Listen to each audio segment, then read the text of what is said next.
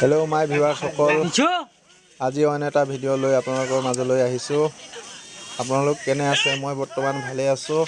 Wild animal 0.2 চেনেললৈ সকলোকে স্বাগতম জনাইছোঁ। মই বৰ্তমান উপস্থিত টাৱাৰৰ ওপৰত এয়া ভিডিঅ' মই তৈয়াৰ কৰি আছোঁ। চাওক এই হাতীটো কেনেকৈ সেই মানুহকেইজনক দৌৰাই লৈ গৈছে। চাওক এইটো এটা